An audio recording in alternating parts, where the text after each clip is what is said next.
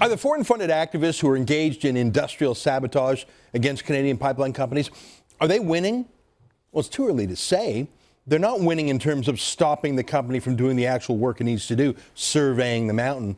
They're not winning legally. The courts have ruled against the protesters, not against their right to protest, obviously, unlike in OPEC or Russia or other oil competitors to Canada. We here have freedom of speech and freedom of assembly. But the courts have ruled that vandalism and trespassing and mischief and violence, well, that's obviously illegal in Canada. So the courts have upheld the right of the company to survey land, and they have thrown out a nuisance lawsuit brought by the showboating NDP mayor of Burnaby, who spent countless thousands of taxpayers' dollars trying to stop perfectly legal surveying. So 2 strikes against the environmental extremists. Well, how about the PR war, though? Because that's what this is really about for them. I think it's too early to say on that matter so far, other than an obscure online media outlet called the Vancouver Observer. There hasn't been a lot of cheerleading for the protesters, and of course, Vancouver Observer isn't really a news organization. It's a political lobby group. We showed you how one of their reporters is actually an organizer of the protest itself. And we showed you how their publisher, Linda Solomon, is the sister of Joel Solomon, the creator of the Anti-Oil Sands Tides Foundation based in San Francisco. So other than the bought and paid for partisan media, there hasn't been a lot of cheerleading for the protesters. But on the other hand, the media party hasn't accurately reported the bad behavior of the protesters either. Here, let me show you a mashup of the 3 clips that you just won't see on any other TV station.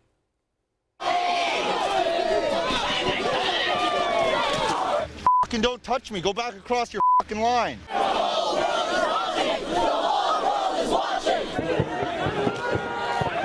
Fucking cowards. Yeah, all the other media were there. They all saw it, but none of them broadcast it. So, like I say, the PR battle isn't won or lost yet. It's still going on. You know, the antis are worried, though, since they're bringing in the big guns, like David Suzuki. I showed you yesterday the bizarre accusation he made that the police were the ones breaking the law. Now you are here to enforce the law.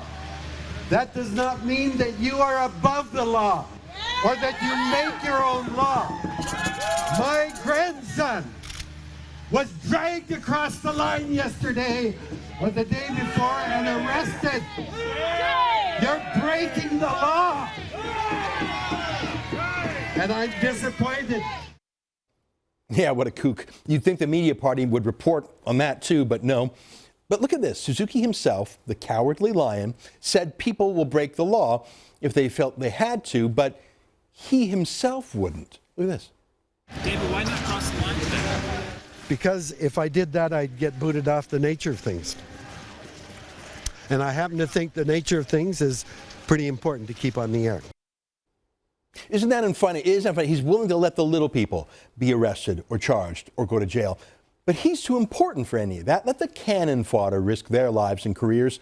He's too important. Isn't that funny? I mean, Suzuki is 78 years old. He's had his career. He's made his multi-millions. Really, he's got nothing to lose by being arrested now, and frankly, I doubt much would happen other than him playing the martyr in the news, but he won't even risk that.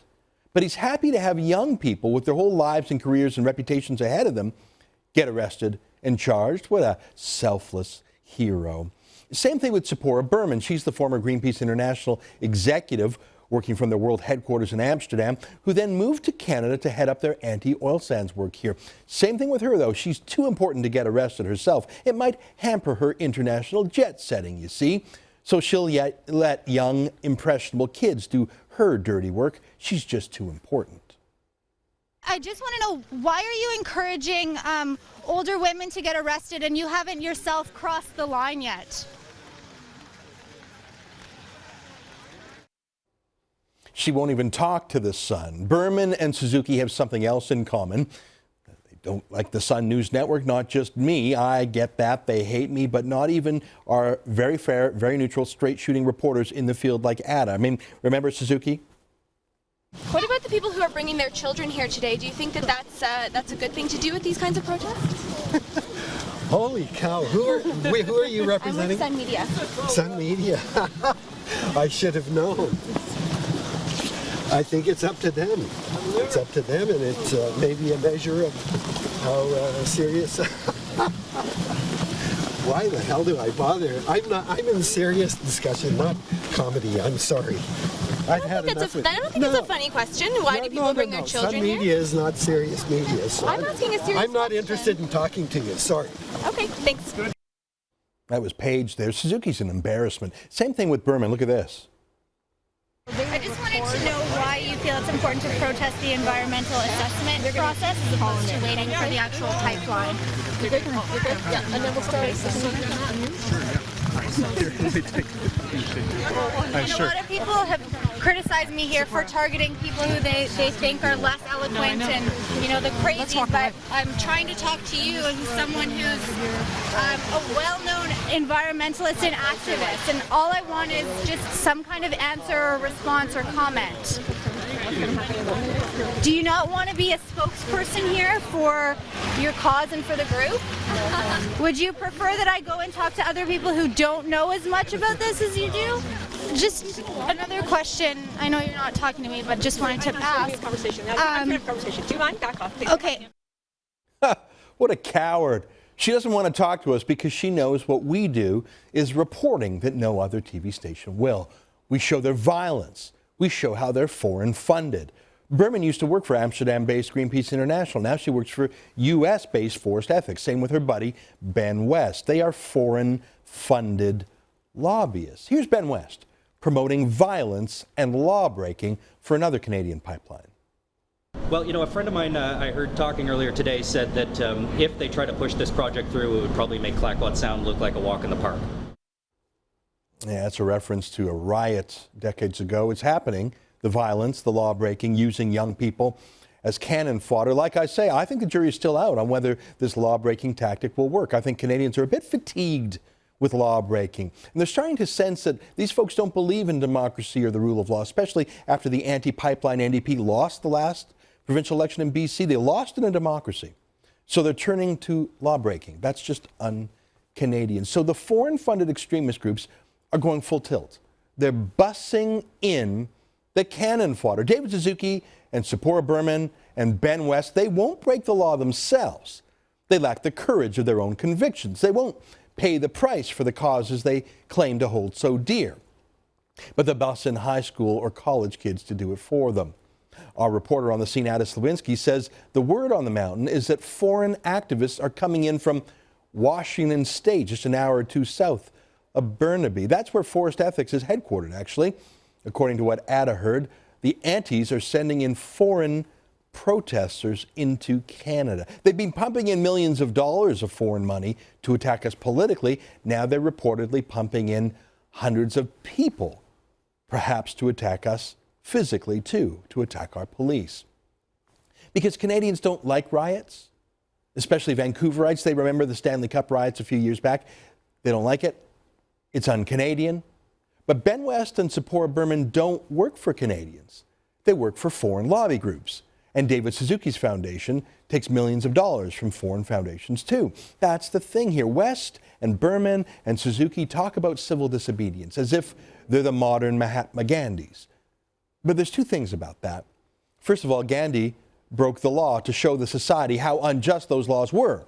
He broke the laws of the British Empire, of which India was a colony. He broke the law non-violently. In fact, he made the Brits be violent to him. He did all this to show how unfair the laws were, how unfair the police were. He didn't hurt anyone other than himself. He actually went on a hunger strike as a self-sacrifice to show how much he believed in his cause, more than he even believed in his own health.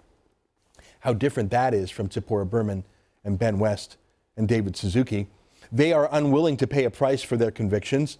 They anticipate law-breaking by their followers and yet not saying a word against protest or violence. It's the RCMP. It's the Canadian police, in this instance, who are Gandhi-like, the ones who are gentle and patient and peaceful. Seriously, in this image here, which person is more Gandhi-like? The swearing, masked thug or the smiling cop? Fucking touch me. I didn't touch you, sir. I didn't. Yeah, you did. No. Fucking don't touch me. Go back across your fucking line. You're okay. I want you to have a peaceful I am protest. okay. You're the one who's not okay. That's not true. Are you guys okay? Yeah. Okay. We're okay. We'll be okay if you fucked off. Let's head back, you guys. You fucking cowards.